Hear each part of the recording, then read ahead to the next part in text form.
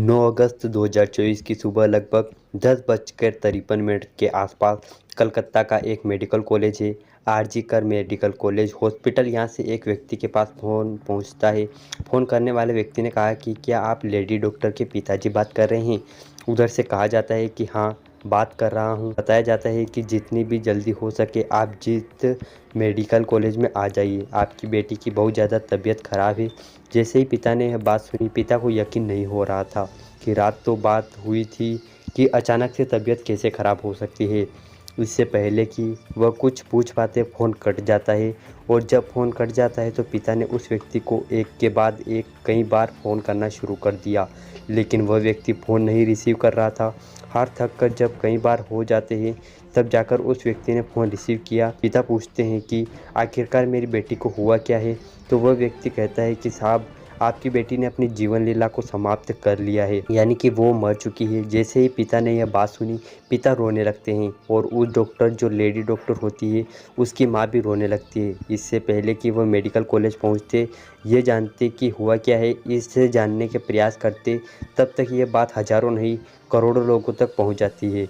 और जब जिस रूप में पहुंचती है तो लोग सोचने पर मजबूर हो जाते हैं कि आखिरकार ऐसा कैसे हो सकता है। इसके बाद नर्स हो या डॉक्टर हो, नेता हो या कोई भी हो, हजारों की संख्या में लोग सड़कों पर उतर आते हैं और इस घटनाक्रम की सीबीआई जांच की मांग करने लगते हैं। फिर यह बात मोबाइल के माध्यम से बड़ी संख्या में लोगों तक पहुंची जाती है और जिससे इस घटना को अंजाम दिया था, उसका क्रूर चेहरा भी लोगों के सामने आ जाता है। दरअसल यह घटना इंसानियत को शर्मसार कर देने वाली घटना है। जिसने भी इस घटना के बारे में सुना, वो सोचने पर मजबूर हो गया कि इंसानों की शक्ल में आखिरकार यह कैसा जानवर है। आज की कहानी सुनने के बाद शायद आप लोग भी बहुत चक्के रह जाओगे। तो चलिए इस क्राइम स्टोरी को शुरू करते हैं। यह सच्ची घटना है पश्चिम बंगाल की राजधानी कलकत्ता सिटी की। एक इलाका है लाल बाजार, और लाल बाजार इलाके में आरकज मेडिकल कॉलेज हॉस्पिटल है। दरअसल इसी मेडिकल कॉलेज की चेस्ट मेडिसिन डिपार्टमेंट की पीजी पोस्ट ग्रेजुएट की ट्रेनिंग डॉक्टर होते हैं। और ट्रेनी डॉक्टर 8 अगस्त की रात लगभग 11 बजे के आसपास उनकी मां का उनके पास फ़ोन आता है।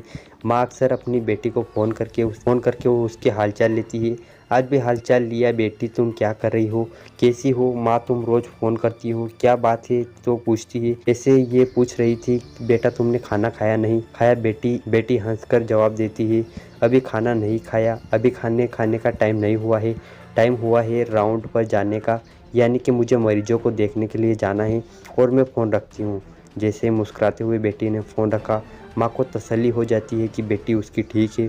बेटी अब राउंड पर निकल जाती है, यानी कि वो लेडी डॉक्टर है, ट्रेनिंग ले रहे हैं यहाँ पर, और पोस्ट ग्रेजुएट की वह छात्रा है। और उसके बाद फिर वह जगह जगह जाकर जो मरीज़ से मिलते हैं, उन्हें जिसको दवा देनी है, इसको इंजेक्शन लगाना है, जो भी कुछ करना हो एक डॉक्टर की जिम्मेदारी होती है, उसे सारी जिम्मेदारी निभाती है। उसके बाद कब रात के 2 बज जाते हैं पता ही नहीं चलता। भूख का टाइम हो रहा था, अपने यूनिजर से बातचीत करते हैं कि तुम लोगों ने खाना खाया कि नहीं खाया। तो जूनियर कहते हैं कि जी हाँ, खाना अभी तो नहीं खाया है, साथ खाते हैं। और वो लेडी डॉक्टर अपने जूनियर, जो 2 जूनियर होते हैं, उनके साथ बैठकर इत्मीनान से हंसते हुए मुस्कुराते हुए खाना खाती है। और खाना खाने के बाद कहती है कि मुझे थोड़ी सी थकान सी हो रही है, मैं आराम करने के लिए जा रही हूँ। यानी कि चौथी मंजिल पर सोनियर हॉल है, वो लेडी डॉक्टर वहाँ पर आराम करने के लिए चली जाती है। और उसके बाद फिर अगला दिन निकलता है, यानी कि अब 9 अगस्त 2024 की सुबह लगभग 6 बजे के आसपास कुछ लोगों की नज़र पड़ती है महिला डॉक्टर के ऊपर। महिला डॉक्टर को जिस हालत में देखा जाता है, कोई देख नहीं पा रहा था। दरअसल उनका जो शरीर था वो अर्धनग्न अवस्था में था। अब सर से लेकर पैर तक ऐसा कोई हिस्सा नहीं था जहाँ पर चोट के निशान नहीं थे। ऐसा लग रहा था जैसे किसी ने अलग अलग हिस्सों को बहुत बुरी तरह से काटा है, उनमें नुकसान पहुंचाने की कोशिश की गई है। आंखें हो, मुंह हो या प्राइवेट पार्ट, वहां से ब्लड बह रहा था। साथ ही जो उनके गर्दन है, उसकी गर्दन में हड्डी टूट चुकी थी। अब ये बात घर वालों को सूचना दी जाती है, लेकिन दूसरे रूप में दी जाती है कि तुम्हारी बेटी पहले बीमार है। उसके बाद घर वाले परेशान हो जाते हैं, तो फिर उनसे बताया जाता है कि तुम्हारी बेटी की ने अपनी जीवन लीला को समाप्त कर लिया, यानी कि वो मर चुकी है। लेकिन घर वालों को यकीन नहीं हो रहा था रात 11 बजे बातचीत हुई थी। आखिर वो बेटी कैसे मर सकती है? अब ये बात हॉस्पिटल से डॉक्टर के पास पहुंचती है, नर्स के पास पहुंचती है। जैसे जैसे ये घटना की बात लोगों तक पहुंच रही थी, लोगों में उबाल फैलने लगता है, गुस्सा आने लगता है। अब उसके बाद डॉक्टर हो या नर्स हो, सब ये धरना प्रदर्शन शुरू कर देते हैं। बात बीजेपी के नेताओं तक पहुंचती है तो बीजेपी के नेता भी सड़क पर उतर आते हैं। कहते हैं कि इस मामले को दबाने का प्रयास किया गया था।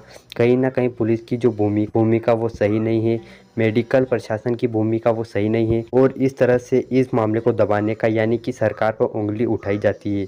ममता बनर्जी की सरकार चल रही है, उन पर भी उंगली उठाई जाती है कि इस मामले को दबाने का प्रयास किया गया था, इसकी सीबीआई जांच होनी चाहिए। अब इस पुलिस ने आनंद फान ने घर वालों को बुलवाया। पिता ने अपनी बेटी को जो अर्धनग्न अवस्था में देखा तो पिता रो रो कर उनका बुरा हाल हो जाता है। बस अब हर किसी की जुबान पर एक ही बात थी कि आखिरकार लेडी डॉक्टर जिसका इतना अच्छा स्वभाव है, 31 साल की जिसकी उम्र है, सभी के साथ इतने प्रिय स्वभाव के साथ वो बात करती है, मदद करती है, आखिरकार उनको कौन इस तरह से मारेगा? कौन इनका बलात्कार करेगा? कौन इनके शरीर के हर एक हिस्से को अपने दांतों से काटेगा? कौन इनकी गर्दन की हड्डी तोड़ेगा? कौन हो सकता है वो दरिंदा? हर किसी की जुबान पर एक ही सवाल था। पुलिस ने लाश को कब्जे में लिया, पोस्टमार्टम के लिए भेजा। पोस्टमार्टम के बाद रिपोर्ट आती है। अब ये रिपोर्ट, इस कहानी जब सोशल मीडिया के माध्यम से लोगों में वायरल होती है तो लोगों में उबाल हो फैल जाता है। अब लोग कोलकाता की सड़कों पर उतरने लगते हैं और हर किसी की बस एक ही मकसद था कि आखिरकार इस घटनाक्रम का जितनी जल्दी हो सके खुलासा होना चाहिए। ज़्यादातर लोगों ने फांसी की सज़ा की मांग भी करने लगे। अब जब दबाव बढ़ने लगता है, आप चाहे केंद्र सरकार से हो या अलग अलग राज्यों से हो, जहाँ देखा वहाँ से दबाव बढ़ना शुरू हो जाता है। तो ममता बनर्जी भी कहने लगती है कि हाँ, इसे फांसी होनी चाहिए, लेकिन मैं फांसी के पक्षधर नहीं हूँ। लेकिन जिस तरह घिनौनी यह गंदा कृत्य किया गया है, इसमें मैं बड़ी बड़ी सज़ा मिलनी चाहिए और हम सज़ा दिलाने के पक्षधर हैं। अब चाहे सीबीआई की जांच करो या कुछ भी करो। हालांकि एसीटीआई का गठन कर दिया गया था। अब एसीटीआई पर कहीं ना कहीं इतना प्रेशर था कि इस मामले की जांच पड़ताल तो करनी थी। बारीकी से बारीकी चीज़ को देखा गया, और जब बारीकी से बारीक चीज़ को देखा गया तो एक सामान एसीटीआई के हाथ लग जाता है। अब उसके बाद सीसीटीवी कैमरे खंगाले जाते हैं। करीब 5 या 6 ऐसे लोग थे जो उस हुनियर हॉल के इर्द गिर्द घूमते टहलते देखे जाते हैं। तभी एसीटीआई को एक ब्लूटूथ, यानी कि एक ईयरफोन जो होता है, जो कान में लगाकर कुछ लोग बातचीत करते हैं, सुनते हैं, वो उसका एक हिस्सा मिल जाता है। अब ये किसका हो सकता है, इसी की बस पड़ताल करना शुरू कर देते हैं। जो सीसीटीवी कैमरे के दायरे में आ जाते हैं, उन दायरों में आए लोगों के पास जाता है। सबसे कहा जाता है कि अपना ब्लूटूथ ऑन कर दीजिए। जैसे ब्लूटूथ ऑन किया जाता है तो एक व्यक्ति का जो मोबाइल होता है उससे वह कनेक्ट हो जाता है। जैसे उससे कनेक्ट होता है, उसके बाद फिर पुलिस के लिए प्राइम सस्पेक्ट वही व्यक्ति होता है, और जिस व्यक्ति का नाम होता है संजय राय। दरअसल संजय राय जो होता है वह पुलिस कल्याण बोर्ड में सहायक की भूमिका में होता है, यानी कि सिविक वॉलंटियर्स का काम भी इस हॉस्पिटल में जब चाहे तब आना होता है। किसी न किसी की मदद के रूप में वो यहाँ आया करता था। इस व्यक्ति से जैसे ही यह ब्लूटूथ कनेक्ट होता है, ब्लूटूथ इस लाश के बिल्कुल पास पाया गया था। अब पुलिस के लिए यह प्राइम सस्पेक्ट था। पुलिस ने जब उसको पकड़ा और पकड़ने के बाद उसे सख्ती से पूछताछ करने की कोशिश की तो उसने कुछ बातों को स्वीकार कर लिया। लेकिन जब इसके बारे में देखा, इसका मोबाइल को चेक किया गया तो उसमें पोर्न वीडियो मिल जाती है। और जब लोगों ने, यानी कि मीडिया वालों ने इसके घर जाकर बातचीत करनी शुरू की, पुलिस वालों ने इसके परिवार के लोगों से बातचीत करनी शुरू की, तो शंभुनाथ पंडित रोड का ये निवासी होता है, अपनी माँ के साथ रहा होता है और बहन से इसका झगड़ा था। बहन को इसकी आदत से पसंद नहीं थी। पता चलता है कि यह व्यक्ति खुद को पुलिस वाला बताता है। यह व्यक्ति दरअसल मोबाइल ऊपर गंदी गंदी वीडियो भी देखा करता है। यह व्यक्ति दरअसल चाहे कोई महिला हो, लड़की हो, कम उम्र की हो या ज़्यादा उम्र की हो, इससे कोई मायने नहीं रखता। इसकी आंखों में अच्छी लगे, बस उसे देखने के लिए कोशिश करता रहता।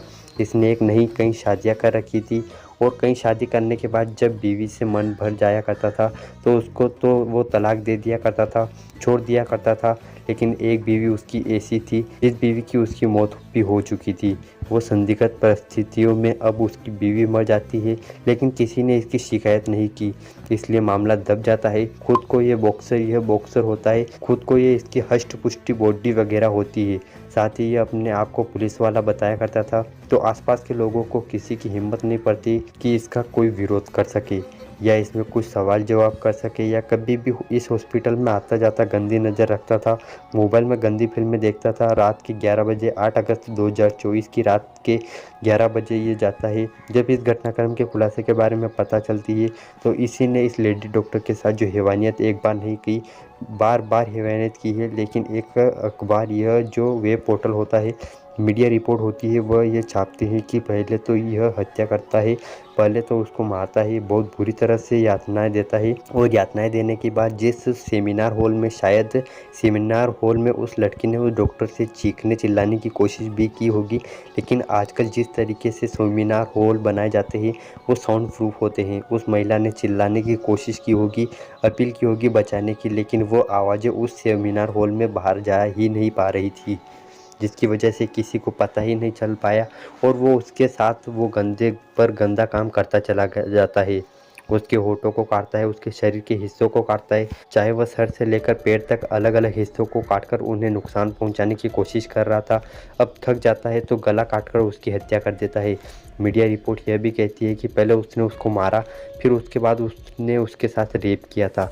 एक बार नहीं, कई बार किया था। हालांकि पुलिस ने इसके खिलाफ भारतीय न्याय संहिता की धारा 64 जो कि दुष्कर्म की धारा लगती है, और भारतीय न्याय संहिता की 103 जो कि हत्या के लिए धारा लगती है, पुलिस ने इन धाराओं के मुकदमा उसके खिलाफ दर्ज कर लिया है। साथ ही कहीं और साथी तो उसके साथ नहीं थे, उनकी भी पड़ताल की जा रही है।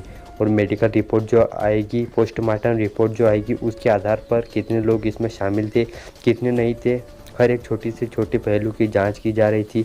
इस व्यक्ति को जब कोर्ट में पेश किया जाता है तो कोर्ट में 23 अगस्त तक इसको पुलिस के रिमांड पर भेज दिया जाता है कि आखिरकार इसने किस तरह से घटनाक्रम को अंजाम दिया था। बताया जाता है कि यह शराब पीने का भी आदी है, और उस रात जिस रात में ये मेडिकल में आता है उस रात भी इसने शराब पी हुई थी।